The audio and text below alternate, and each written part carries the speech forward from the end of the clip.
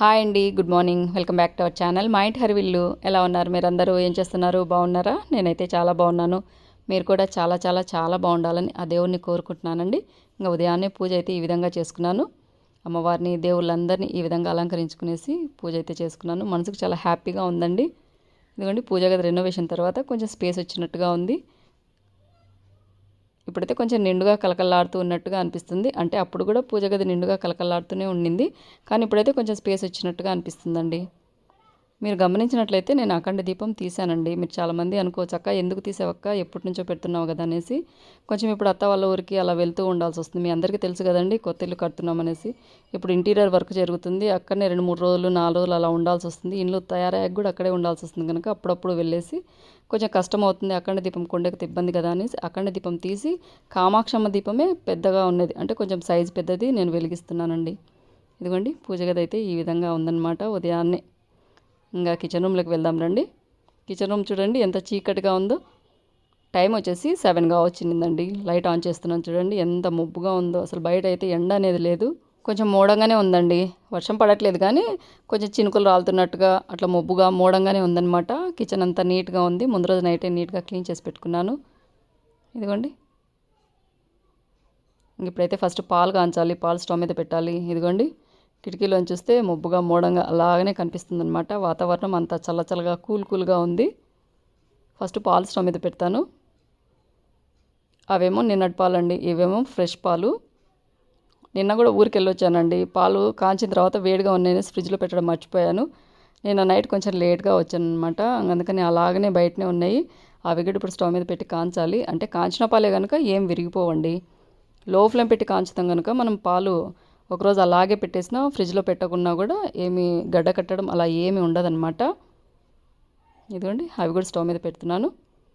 ఎప్పుడైనా కానీ పాలు హై ఫ్లేమ్ మీద ఎప్పటికీ కాంచకూడదండి. లో ఫ్లేమ్ పెట్టేసి బాగా కాంచామనుకోండి, నెక్స్ట్ డే కూడా ఫ్రెష్గా అలాగనే ఉంటాయి. ఈరోజు అయితే ఫుల్ బిజీ హడావడిగా పని చేసుకోవాలండి. ఇదిగోండి, కిచెన్ అంతా కొంచెం ఆర్గనైజ్ చేసుకోవాలి.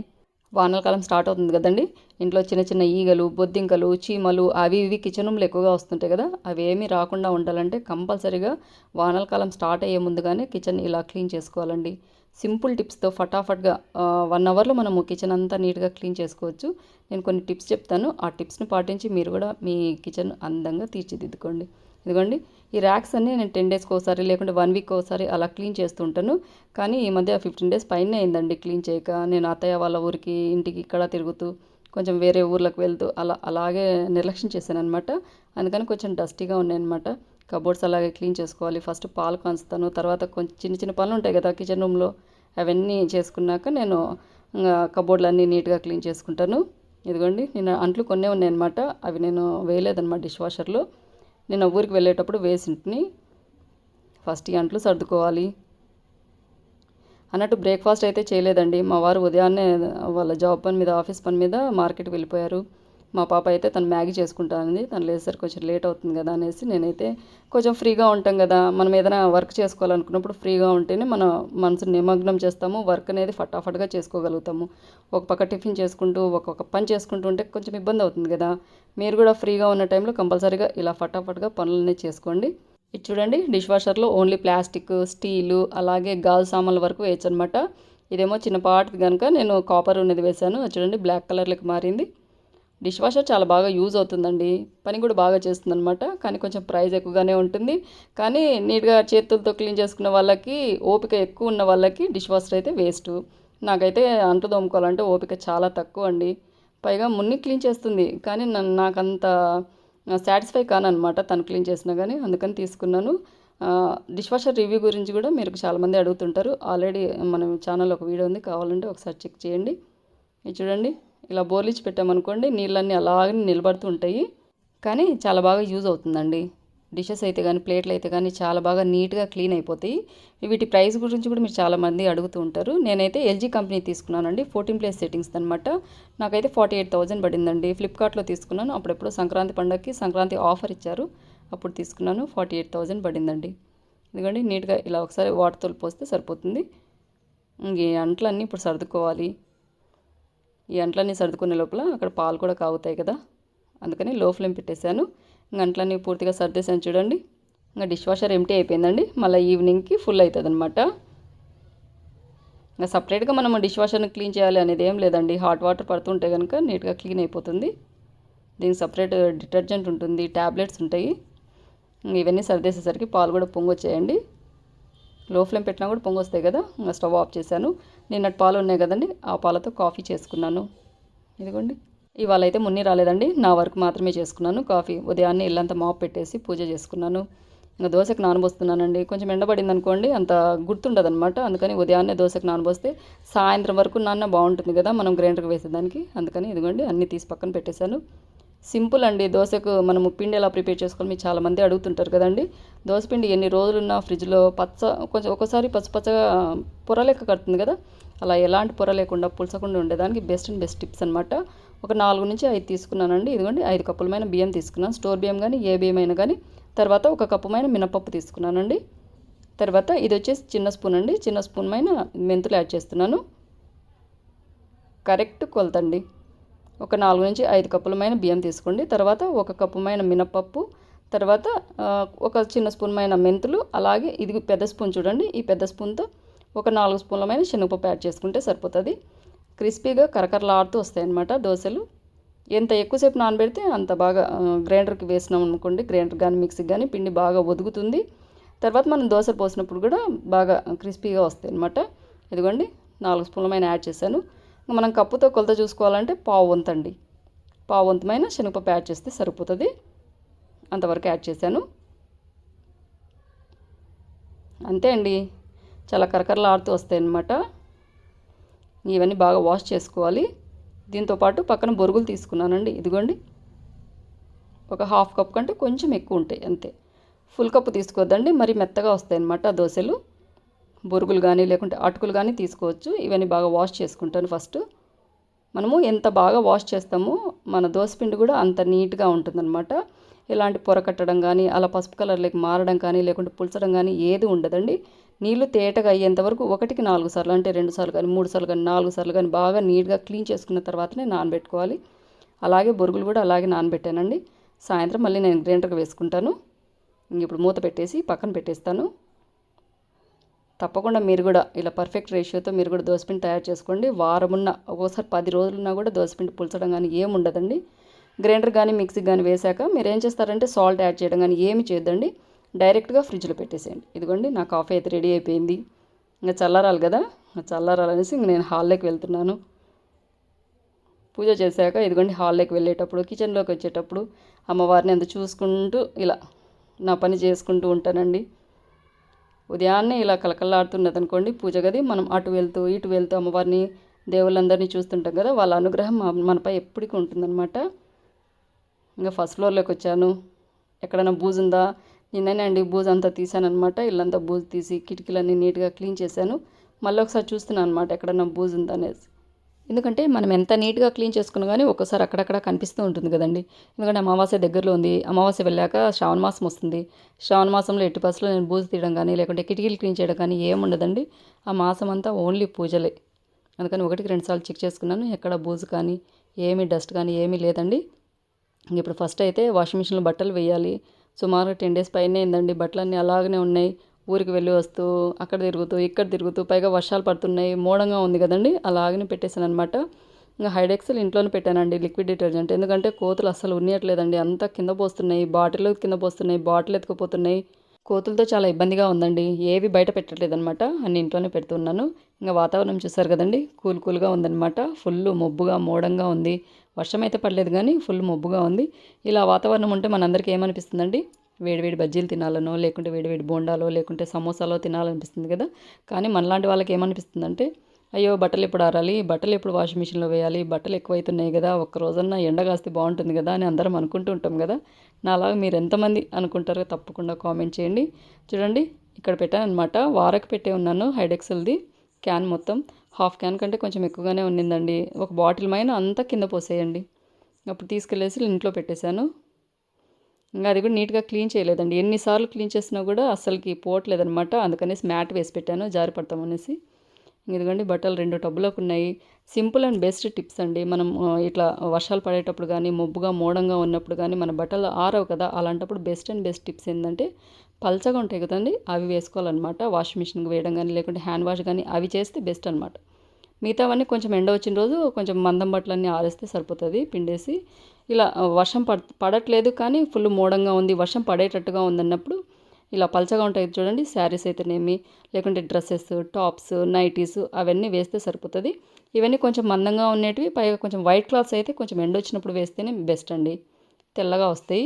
నేనైతే నా శారీస్ అలాగే నైటీస్, టాప్స్ అన్నీ ఉన్నాయన్నమాట. అవన్నీ ఇప్పుడు వాషింగ్ మిషన్లో వేస్తాను. ఫుల్ మొబ్బుగా మోడంగా ఉన్నప్పుడు బెస్ట్ టిప్స్ అవన్నమాట.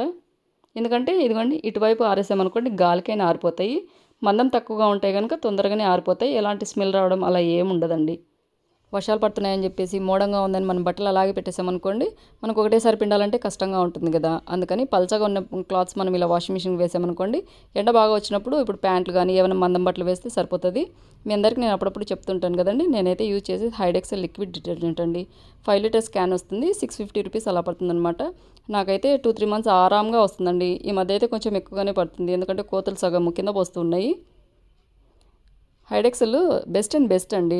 మనము ఇలా వాషింగ్ మిషన్లోనే కాకుండా చేత క్లీన్ చేసుకోవడానికైనా మనం యూజ్ చేయొచ్చు. నేనైతే హైడెక్సెల్ యూజ్ చేయబట్టిన నుంచి నేను కంఫర్ట్ అనేది కూడా యూజ్ చేయట్లేదండి. పెద్ద పెద్ద బ్రాండ్ మనము లిక్విడ్ డిటర్జెంట్ తీసుకోవాలంటే పెద్ద రేట్ పడుతూ ఉంటాయి కదా, తగినంత క్వాంటిటీతో యాడ్ చేసుకుంటే సరిపోతుంది. చూడండి నేను కంఫర్ట్ కూడా యాడ్ చేయలేదు. మనం వేసే క్లాత్స్ని బట్టి మనము లిక్విడ్ డిటర్జెంట్ అనేది యాడ్ చేస్తే సరిపోతుంది. నేను ఓన్లీ శారీస్కే కనుక నేనైతే ఎక్కువ యాడ్ చేయలేదు. ఇంకా స్విచ్ ఆన్ చేశాను. హైడెక్సెల్ లావెండర్ ఫ్రేగ్రెన్స్తో వస్తుంది కనుక కంఫర్ట్ కూడా అవసరం లేదండి, అందుకని నేను కంఫర్ట్ కూడా యాడ్ చేయలేదు. బెస్ట్ అండ్ బెస్ట్ అండి. 5 లీటర్స్ క్యాన్ వచ్చేసి 650 రూపీస్ అలా పడుతుంది. అదే మనం పెద్ద పెద్ద బ్రాండ్వి 1 లీటర్ తీసుకోవాలన్నా కూడా పెద్ద రేట్ పడుతుంటాయి కదండి. నేనైతే ఫుల్లీ సాటిస్ఫైడ్ అండి. నేనైతే 8 మంత్స్ నుంచి యూజ్ చేస్తున్నాను. నాకైతే బెస్ట్ రిజల్ట్స్ అనిపించాయి కనుక మీకు అప్పుడప్పుడు షేర్ చేస్తుంటాను. వీటి లింక్స్ అన్నీ నేను డిస్క్రిప్షన్ బాక్స్లో ఇస్తాను, ఒకసారి చెక్ చేసి మీరు కూడా తెప్పించుకోండి. ఇంకా హైడెక్సెల్ లిక్విడ్ డిటర్జెంట్ 2 బాటిల్స్ అన్నీ ఇంట్లోకి తీసుకొస్తున్నానండి, ఎందుకంటే కోతులతో పెద్ద ప్రాబ్లం అవుతుంది. అంతా కింద పోస్తున్నాయి, అసలు మొక్కల్ని తుంచేస్తున్నాయి, క్లిబ్బులను అయితే తుంచేస్తున్నాయి, పెద్ద ఈరంది నారంది చేస్తున్నాయండి. అందుకనేసి వీలైనంత వరకు అన్నీ ఇంట్లోనే తెచ్చి పెడుతున్నాను. ఎందుకంటే ఇంట్లో పెట్టేశాను. ఇంకా కిచెన్ రూమ్లోకి వచ్చాను. ఇంకా కిచెన్ అంతా నీట్గా ఫటాఫట్గా క్లీన్ చేసుకోవాలి, ఎందుకంటే వాషింగ్ మిషన్లో బట్టలు రెడీ అయిపోయే లోపల ఇక్కడ కిచెన్ కూడా నీట్గా క్లీన్ అయ్యి కంప్లీట్ కావాలన్నమాట. మన కిచెన్ని సింపుల్గా ఈజీగా ఫటాఫట్గా క్లీన్ చేసుకోవచ్చండి. ఇప్పుడు వచ్చేది వర్షాకాలం కనుక ఎలాంటి పురుగులు బొద్దింకలు రాకుండా, ఎలాంటి కెమికల్స్ యూజ్ చేయకుండా ఇంట్లో ఉన్న వాటితోనే మనం నీట్గా క్లీన్ చేసుకోవచ్చు అనమాట. ఇదిగోండి ఇవన్నీ పక్క తీసాను, ర్యాక్లో ఉన్నటువన్నీ. ఇది చూడండి అక్కడక్కడ డర్టీగా జిడ్డుగా ఉన్నాయి కదా, ఇవి గ్లాస్వి అనమాట. ఇవి నీట్గా ఎలా క్లీన్ చేసుకోవాలని ఫటాఫట్గా క్లీన్ చేసుకోవచ్చండి. మనం ఎక్కువ శ్రమ పడాల్సిన అవసరం కూడా ఉండదు.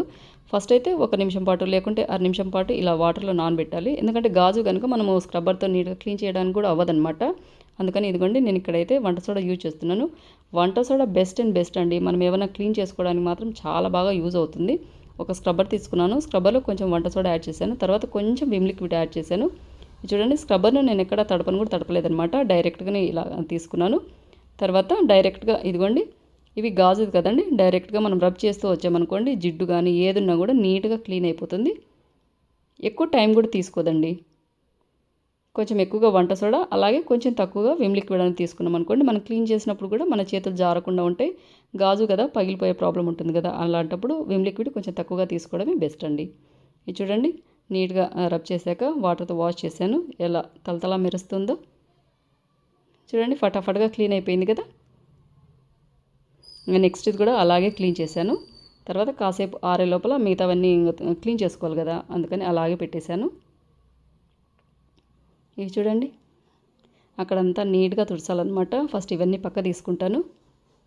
కనీసం 10 డేస్కి ఒకసారి లేకుంటే 15 డేస్కి ఒకసారన్నా మనం డైలీ యూజ్ చేసే ప్రోడక్ట్స్ అన్నీ పెట్టుంటాం కదండి, అవన్నీ తీసి క్లీన్ చేసుకున్నాం అనుకోండి ఎక్కువగా దుమ్ము పట్టడం కానీ లేకుంటే పురుగులు బొద్దింగలు అవి ఇవి రావడం కానీ ఏమి ఉండదన్నమాట. ఈ స్టాండ్ చూడండి, ఈ స్టాండ్ కూడా నీట్గా క్లీన్ చేసుకోవాలి. పక్క తీసాను. తర్వాత సేమ్ అలాగనేనండి, ఇందాక మీకు చూపించాను కదా, ఇప్పుడైతే స్క్రబ్బర్కి కొంచెం తడి చేసుకోవాలన్నమాట. తడి చేసుకున్న తర్వాత కొంచెము వంట సోడా అలాగే కొంచెం విమ్ లిక్విడ్ తీసుకునేసి ఇలా టైల్స్కి అంతా మనం స్క్రబ్ చేసామనుకోండి మనం క్లీన్ చేసుకోవడానికి ఈజీగా ఉంటుంది. ఎక్కువగా మనం క్లాత్ పిండాల్సిన అవసరం కూడా ఉండదండి. టైల్స్ని తడి చేయాల్సిన అవసరం ఉండదు, ఓన్లీ స్క్రబ్బర్ని ఒక్కటి తడి చేస్తే సరిపోతుంది. తర్వాత ఇలా రబ్ చేసినట్టుగా అన్నామనుకోండి వంట సోడా కొంచెం గరుకుగా ఉంటుంది కదా, పలుకుగా, అదంతా కొంచెం ఏదైనా డస్ట్ ఉన్న టైల్స్కున్న జిడ్డు అంతా తీసేస్తుంది అనమాట. తర్వాత ఇలాంటి క్లాత్ తీసుకున్నాను. ఈ క్లాత్ చూసారా, ఇవి ఇప్పుడు ప్యాకింగ్కి వస్తున్నాయి చూడండి సంచులు, కాటన్ సంచులు అవే అనమాట. ఇలా కట్ చేసేసి నేను కిచెన్ క్లీన్కి యూజ్ చేస్తూ ఉంటాను. ఇలా తుడిస్తే సరిపోతుంది అంతే. 1-2 సార్లు క్లాత్ను పిండి తుడిచినామనుకోండి నీట్గా వస్తాయి. టైల్స్ చూడండి ఎంత నీట్గా అయ్యాయో. స్క్రబ్ చేసినట్టుగా మనం రబ్ చేసామనుకోండి స్క్రబ్బర్తో నీట్గా క్లీన్ అయిపోతాయి. జిడ్డు కానీ ఏది ఉండదు చూడండి.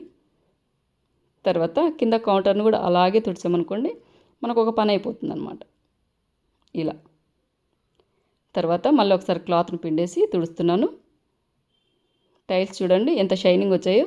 వంట సోడా క్లీనింగ్కి యూజ్ అవుతుంది, జిడ్డును పోగొడుతుంది, అలాగే టైల్స్ కూడా షైనింగ్గా వస్తాయండి.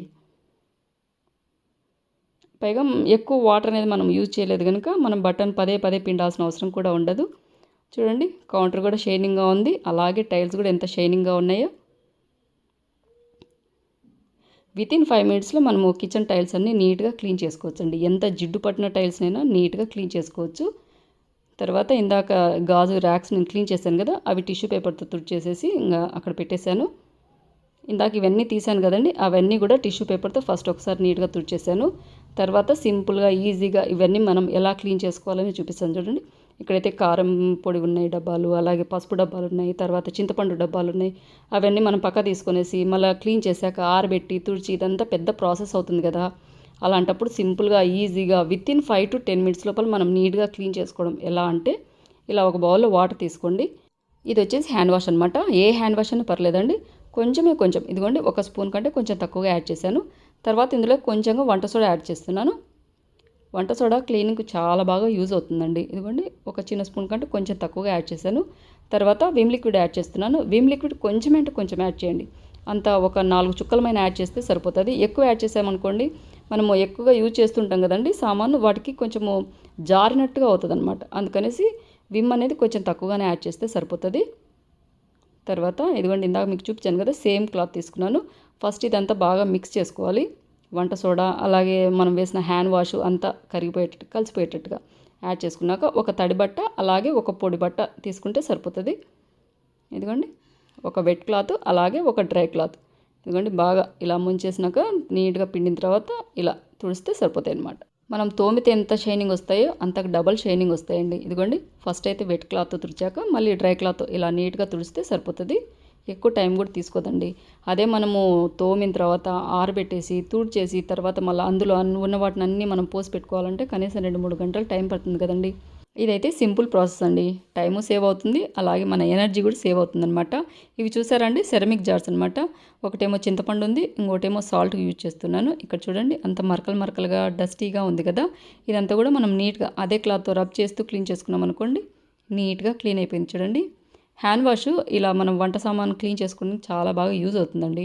ఎందుకంటే మనము హ్యాండ్స్తోనే ఎక్కువగా పట్టుకుంటూ ఉంటాం కదండి. అప్పుడు హ్యాండ్స్కున్న బ్యాక్టీరియా వీటికి కూడా తగులుతూ ఉంటుంది కదా. అలాంటప్పుడు హ్యాండ్ వాష్తోనే మనం క్లీన్ చేసుకున్నాం అనుకోండి ప్రోడక్ట్స్ ఇవన్నీ షైనింగ్గా కూడా వస్తాయి, నీట్గా కూడా క్లీన్ అయిపోతాయి. చూడండి 2 ఇలాగే క్లీన్ చేసుకున్నాను. ఇదిగోండి లిడ్ లోపల కూడా అలాగే క్లీన్ చేశాను. ఇది చూడండి ఎంత షైనింగ్గా ఉన్నాయో, సేమ్ తోమినట్టుగానే ఉన్నాయి కదా. ఇది చూడండి కారం పొడిదనమాట. కారం పొడి జాడి బాగుంది కదా, ఎగ్జిబిషన్లో తీసుకున్నానండి. ఇవి కూడా నీట్గా అలాగే తుడిచేసాను. ఇది వచ్చేసి సాల్ట్ది పైది వుడ్ అండి, అందుకనేసి అంత నీట్గా క్లీన్ కాలేదు. కానీ ఇది వచ్చేసి సెరామిక్ బౌల్ అనమాట. ఇది కూడా నీట్గా క్లీన్ అయిపోయింది. ఇది చూసారా వైట్ సెరామిక్ దండి. ఇందులో ఎప్పటికీ క్యాండిల్స్ ఉంటాయి అన్నమాట. ఇవి చూసారు కదా, మీ అందరికీ తెలిసే ఉంటుంది. నేను వంట చేసేటప్పుడల్లా ఆయిల్ యూజ్ చేస్తుంటాను. ఈ ఆయిల్ క్యాన్స్ కూడా మనము నీట్గా క్లీన్ చేసుకోవాలంటే ఇలాంటి పాండ్స్ పౌడర్ తీసుకోండి. పాండ్స్ అనే కాదు ఏ పౌడర్ అని తీసుకునేసి మనము తడి చేయకుండా అండి. ఇదిగోండి ఇక్కడ నేను టిష్యూ పేపర్ తీసుకున్నాను. టిష్యూ పేపర్ కొంచెంగా పాండ్స్ పౌడర్ అప్లై చేశాను. తర్వాత ఇదిగోండి ఇలా గాజు కానీ లేకుంటే స్టీల్ ఆయిల్ క్యాన్స్ కానీ ఇలా టిష్యూ పేపర్లో మనం పౌడర్ అప్లై చేసేసి ఇదిగోండి ఇక్కడ అంతా ఆయిల్ మరకలు ఉన్నాయన్నమాట. టిష్యూ పేపర్తో రబ్ చేసేసరికి అక్కడ అంతా పౌడర్ అంతా అంటుకునింది. తర్వాత ఇదిగోండి ఇలాంటి క్లాత్ తీసుకోండి. ఏదన్నా కానీ కొంచెం తేమ చేసుకున్న క్లాత్ తీసుకునేసి ఇలా నీట్గా రబ్ చేశారనుకోండి చూడండి ఎంత షైనింగ్గా వచ్చిందో, జిడ్డు అంతా పోయింది. అదే మనం ఆయిల్ క్లీన్ చేయాలంటే ఎంత టైం తీసుకుంటుంది చూడండి. ఆయిల్ అంతా పక్కకు తీసుకోవాలి, తర్వాత క్లీన్ చేయాలి, లేకుంటే ఆయిల్ అయిపోయినా క్లీన్ చేయాలనుకున్న కొంచెం కష్టంగా ఉంటుంది కదా. అలాంటప్పుడు బెస్ట్ టిప్స్ అనమాట. తర్వాత ఇది కూడా అలాగే క్లీన్ చేశాను చూడండి. మనం ఏదైనా కప్పులో కానీ ప్లేట్లో కానీ మనము టిష్యూ పేపర్ వేసి పెట్టుకున్నాం అనుకోండి ఆయిల్ స్పిల్ అయినా కూడా టిష్యూ పేపర్లోనే పడి ఉంటుంది. మనం నీట్గా క్లీన్ చేసుకుంటే సరిపోతుంది. ఇవన్నీ నీట్గా క్లీన్ చేసుకున్నాను. అన్నీ సర్దుకుంటున్నాను. 1 బై 1గా మనం క్లీన్ చేసుకున్నాం అనుకోండి, ఈజీ అవుతుందన్నమాట పని. మనకు పని చేసినట్టుగా కూడా అనిపించదు. ఇదిగోండి స్టాండ్స్ కూడా నీట్గా క్లీన్ చేశాను. తర్వాత ఎక్కడెక్కడ నీట్గా సర్దిస్తున్నాను. ఇవన్నీ క్లీన్ చేయడానికి నాకు 15 మినిట్స్ టైం పట్టింది అంతే.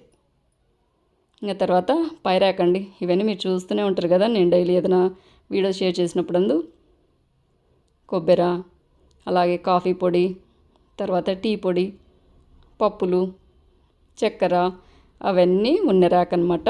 ఇది కూడా ఇప్పుడు నీట్గా క్లీన్ చేసుకోవాలి. ఈ ర్యాక్ చూడండి పైన అచ్చులెక్క పడ్డాయన్నమాట బాటిల్స్ అన్నీ. గాలి ఎక్కువగా వస్తుంటుందండి, బయట దుమ్మంతా ఇంట్లోకే వస్తుంది. ఇది కూడా నీట్గా అలాగనేనండి. ఇదిగోండి స్క్రబ్బర్కు తేమ చేశాను. తర్వాత కొంచెం ఎక్కువగా వంట సోడా, అలాగే కొంచెం తక్కువగా విమ్ లిక్విడ్ తీసుకున్నాను. బెస్ట్ టిప్స్ అండి. మన కబోర్డ్లు క్లీన్ చేసుకోవాలంటే ఎక్కువగా తేమ చేసేసి క్లీన్ చేయకుండా ఓన్లీ స్క్రబ్బర్ని ఒకటి తేమ చేసిన తర్వాత కొంచెం వంట సోడా ఎక్కువగా, కొంచెం విమ్ తక్కువగా తీసుకొని ఇలా స్క్రబ్ చేసామనుకోండి, నీట్గా కబోర్డ్లు అనేది క్లీన్ అయిపోతాయండి. ర్యాక్స్ అన్నీ కిచెన్ రూమ్లో కొంచెం జిడ్డు పట్టినట్టుగా ఉంటాయి కదా, అవన్నీ నీట్గా క్లీన్ అయిపోతాయి. ఇది చూడండి, నేను చూపిస్తున్నాను చూడండి. ఇక్కడ కిందికి దుమ్ము పడకుండా ఉండాలంటే ఇదిగోండి సైడ్ వెంట ఉన్నదంతా ఇదిగోండి లాస్ట్కి అలా అనుకోవాలన్నమాట. అలా వేసేసి నీట్గా స్క్రబ్ చేస్తే సరిపోతుంది. ఎందుకంటే కిందికి కౌంటర్ మీద పడింది అనుకోండి, మళ్ళీ కౌంటర్ అంతా కూడా మళ్ళీ నీట్గా క్లీన్ చేసుకోవాల్సి వస్తుంది కదా, అది డబల్ పని అవుతుందన్నమాట. అందుకనేసి వారకున్న దుమ్మంతా కూడా మనం స్క్రబ్బర్తోనే కొంచెం లోపలికి అలా అనుకునేసి నీట్గా స్క్రబ్ చేస్తే సరిపోతుంది. ఇవన్నీ నేను ఇప్పుడు క్లీన్ చేశాను కదండి. ఈ డస్ట్ అంతా మళ్ళీ వాటి మీద పడకుండా ఉండాలంటే ఇదిగోండి ఇలా స్క్రబ్బర్తోనే లోపలికి ర్యాక్ లోపలికి అలా అనుకున్నాం అనుకోండి, కిందికి పడకుండా ఉంటుంది, మనం నీట్గా క్లీన్ చేసుకోగలుగుతాము. తర్వాత పట్టిని కూడా అలాగే నీట్గా స్క్రబ్ చేసేసాను. తర్వాత క్లాత్ పిండేసి ఇలా నీట్గా తుడిస్తే సరిపోతుంది. ఇవన్నీ చిన్న చిన్న టిప్స్ అండి, అంతే. అందరికీ తెలిసినవి అనుకోండి, తెలియని వాళ్ళు నేర్చుకుంటారు కదా అనేసి, ఎలాగూ నేను క్లీన్ చేసుకుంటున్నాను కదా, మీకు కూడా యూజ్ అవుతుందనేసి ఈ వీడియోలో షేర్ చేశాను. ఇలా నీట్గా తుడిచేశాక డ్రై క్లాత్ ఇదిగోండి పొడి క్లాత్ తీసుకునేసి నీట్గా తుడిస్తే సరిపోతుంది. ఒకసారి వెట్ క్లాత్, ఒకసారి డ్రై క్లాత్, అంతే. ఎక్కువసార్లు మనము క్లాత్ని పిండాల్సిన అవసరం కూడా ఉండదండి. షైనింగ్ వస్తాయి అన్నమాట కబోర్డ్స్. ఇదిగోండి ఇలా నీట్గా తుడిచేసాను. ఇప్పుడు ఇందులోకి ఏదైనా చీమలు కానీ, బొద్దింకలు కానీ, పురుగులు కానీ ఏవి రావన్నమాట. ఎందుకంటే హ్యాండ్ వాష్ కొంచెం ఘాటుగా ఉంటుంది కదా, అందుకని. ఇంకా ర్యాక్ అయితే నీట్గా ఉంది కదండి. ఈ జార్స్ అన్నీ కూడా నీట్గా క్లీన్ చేసుకోవడానికి సేమ్ ఇందాకటి లెక్కనమాట. ఒక బౌల్ వాటర్, తర్వాత కొంచెం హ్యాండ్ వాష్, తర్వాత కొంచెం వంట సోడా యాడ్ చేశాను, తర్వాత కొంచెము విమ్ లిక్విడ్ యాడ్ చేశాను. తర్వాత ఇది సపరేట్ క్లాత్ అండి. ఇందాక టైల్స్ తుడిచాను కదా, ఆ క్లాత్ కాదనమాట. ఇదిగోండి 2 క్లాత్ తీసుకున్నాను. ఒకటేమో టైల్స్ తుడిచేదానికి, ఒకటేమో ఈ జార్స్ అన్ని క్లీన్ చేసుకోవడానికి. క్లాత్స్ అనేది సపరేట్గానే పెట్టుకోండి. ఒకటేమో టైల్స్ తుడిచేదానికి సపరేట్గా పెట్టుకోండి, ఒకటేమో జార్స్ కానీ ఏమైనా మనము వంట సామాన్లన్నీ తుడిచేదానికి ఒకటి సపరేట్గా యూజ్ చేయండి. ఇది పక్కన పెట్టేస్తాను. ఇవన్నీ బాగా ఒకసారి ఇలా మిక్స్ చేసుకుంటే తొందరగా కరిగిపోతుంది కదా వంట సోడా కూడా. తర్వాత క్లాత్ను 1కి 2 సార్లు ఇలా ముంచిన తర్వాత గట్టిగా పిండాలండి. వాటర్ అనేది ఉండకుండా చూసుకోవాలి, కొంచెం తేమ ఉంటే సరిపోతుంది. తర్వాత జార్లన్నీ నీట్గా తుడిస్తే సరిపోతుందండి. ఎక్కువగా విమ్ లిక్విడ్ అనేది యాడ్ చేయొద్దండి, ఎందుకంటే చేతులు జారుతాయి అన్నమాట. మనం తుడిచిన తర్వాత అయితేనేమి మనము యూజ్ చేసేటప్పుడు కానీ చేతులు జారుతూ ఉంటాయి, పగిలిపోయే ఛాన్సెస్ ఉంటాయి కనుక కొంచెం విమ్ లిక్విడ్ తక్కువగానే యాడ్ చేసుకోండి. ఇది చూడండి నీట్గా ఒకసారి వెట్ క్లాత్తో తుడిచాను, తర్వాత టిష్యూ పేపర్తో నీట్గా తుడిచేసాను. ఇంకా మిగతావన్నీ కూడా అలాగే తుడిచేస్తాను. చూడండి అన్నీ నీట్గా క్లీన్ చేశాను, తుడిచేసాను. ఎంత షైనింగ్ వచ్చాయి చూడండి జార్స్ అన్నీ. అన్నీ అరేంజ్ చేస్తున్నాను. ఇప్పుడు ఎలాంటి పురుగులు కానీ, చీమలు కానీ ఏవి రావన్నమాట. మనము ఎక్కువగా ఇవన్నీ తగులుతుంటాం కదా, ఏదైనా బ్యాక్టీరియా అది ఏముండదు, నీట్గా ఉంటాయి అన్నమాట. హ్యాండ్ వాష్ చేతులకే కాదండి, ఇలా వంట రూమ్లో జార్స్ కూడా యూజ్ చేయొచ్చు అనమాట. ఇంకా ఈ ర్యాక్ అంతా నీట్గా అయిపోయింది. తర్వాత పై ర్యాక్ ఉంది. ఆ ర్యాక్ వచ్చేసి అందులో అయితే ఏముండవండి, రోజు యూజ్ చేసేటివన్నీ ఏముండవు అనమాట. ఓన్లీ ఎక్స్ట్రా జార్స్ అవి ఇవి బాటిల్స్ అందు ఉంటాయి. ఈ ర్యాక్లో అయితే మాత్రం ఇదిగోండి ఇది హైడ్రాలిక్దండి. ఇందులో అయితే మాత్రం రొట్టె పిండి, జొన్న పిండి, గోధుమ పిండి, అలాగే కందిపప్పు అన్నీ ఉంటాయి అన్నమాట. ఇది చూడండి నాకు అందవన్నమాట. ఏం చేస్తాను, ఏం చేయలేను కదా, అందుకని నేను కత్తి యూజ్ చేస్తూ ఉంటాను. మీరైతే నవ్వద్దండి, ఎప్పుడైనా కానీ నేను ఇలాగనే తీసుకుంటాను. ఏం చేస్తాం పొట్టిగా ఉన్నప్పుడు. ఇంతకుముందు నేను కిచెన్ టూర్ చేసినప్పుడు కూడా ఇలాగే తీశాను. కిచెన్ టూర్ చూసిన వాళ్ళందరూ గుర్తుపట్టే ఉంటారు. నాలా మీరు ఎంతమంది నుంచి నాకు తప్పకుండా కామెంట్ చేయండి. ఏం చేస్తాం మరి అంతనప్పుడు, ఇలాంటి పెద్ద కత్తే యూజ్ చేస్తూ ఉంటాం, అంతే కదా. నేనైతే ఇలాగే తీస్తానండి. ఇదిగోండి అన్నీ ఇలా పక్క తీసాను. ఇవన్నీ కూడా ఫస్ట్ తుడుచుకోవాలి. ఈ పక్కన పెట్టేసి ఫస్ట్ ఆ ర్యాక్ అంతా నీట్గా తుడిచేయాలి. తర్వాత ఈ కంటైనర్స్ క్లీన్ చేసుకుంటాను. ఫస్ట్ అయితే ర్యాక్ క్లీన్ చేస్తానండి. ఇది ఓపెన్ ర్యాక్ కాదు కదండి, క్లోజింగ్ ఉంటుంది కనుక ఎప్పటికీ ఎక్కువగా దీంట్లో వాటర్ సంబంధించినది మనం యూజ్ చేయకూడదండి. ఇదిగోండి అక్కడక్కడ డస్ట్ ఉన్నట్లుగా ఉంది కదా, ఇందాక క్లీన్ చేసినట్టు అండి సేమ్. ఒక స్క్రబ్బర్ తీసుకున్నాను, దానికి కొంచెం తడి చేసుకునేసి కొంచెం వంట సోడా అలాగే కొంచెం విమ్ లిక్విడ్ తీసుకున్నాను. తర్వాత మనం కబోర్డ్లో అయితే మాత్రం మీరు ఎలాంటి వాటర్ స్ప్రే చేయడం కానీ అది ఏమి చేద్దండి, ఎందుకంటే ఇప్పుడు వర్షాకాలం కదండి, గోడలు చెమ్మ వస్తూ ఉంటాయి. గోడలు చెమ్మ వచ్చాయనుకోండి ఆటోమేటిక్గా కబోర్డ్స్ కూడా కొంచెం చెమ్మ వస్తూ ఉంటాయి కదా, ర్యాక్స్ అన్నీ. అందుకనేసి ఎట్టి పరిస్థితుల్లో మీరు వాటర్ అనేది అప్లై చేయొద్దండి.